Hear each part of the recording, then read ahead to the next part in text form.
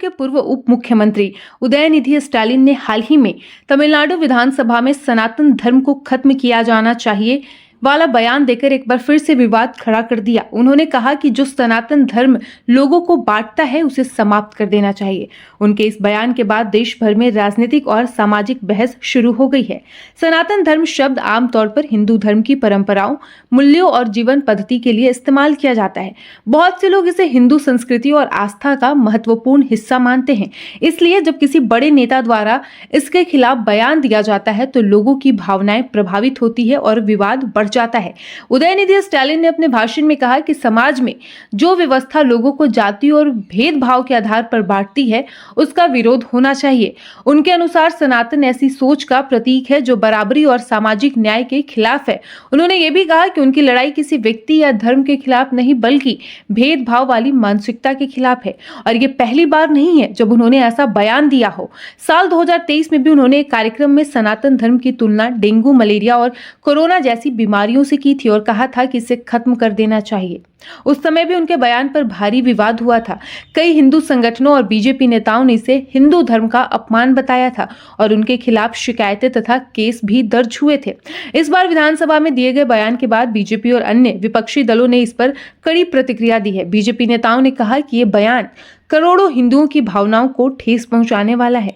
कुछ नेताओं ने इसे हेट स्पीच यानी नफरत फैलाने वाला भाषण भी कहा। वहीं सोशल मीडिया पर भी इस मुद्दे को लेकर तीखी बहस देखने को मिली। कुछ लोग उदयनिधि स्टालिन के बयान का समर्थन कर रहे हैं। उनका कहना है कि वे जातिवाद और सामाजिक असमानता के खिलाफ आवाज उठा रहे हैं, तो वहीं दूसरी ओर बहुत से लोग इसे सीधे हिंदू धर्म और सनातन परंपरा पर हमला मान रहे हैं। रेडिट और अन्य सोशल मीडिया प्लेटफॉर्म पर लोगों ने अलग अलग राय दी है। कुछ ने कहा कि सनातन धर्म का असली अर्थ शाश्वत जीवन मूल्यों से है और इसे जातिवाद से जोड़ना गलत है। वहीं तमिलनाडु की राजनीति में द्रविड़ आंदोलन का काफी प्रभाव रहा है। द्रविड़ राजनीति लंबे समय से जाति व्यवस्था, ब्राह्मणवाद और सामाजिक असमानता के खिलाफ बोलती रही है। डीएमके पार्टी भी इसी विचारधारा से जुड़ी हुई है। इसलिए उदयनिधि स्टालिन के बयान को कई लोग द्रविड़ राजनीति के पुराने विचारों से भी जोड़कर देख रहे हैं।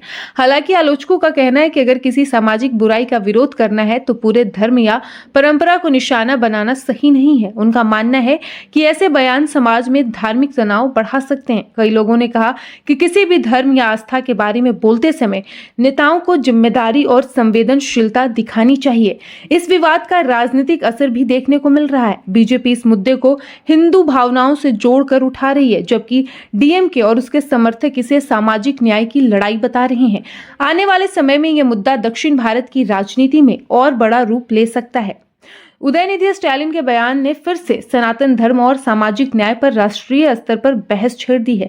कुछ लोग इसे सामाजिक सुधार की बात मानते हैं, जबकि दूसरे इसे धार्मिक भावनाओं को ठेस पहुंचाने वाला बयान मानते हैं और यही कारण है कि यह मुद्दा राजनीति, धर्म और समाज तीनों क्षेत्रों में फिलहाल चर्चा का विषय बना हुआ है।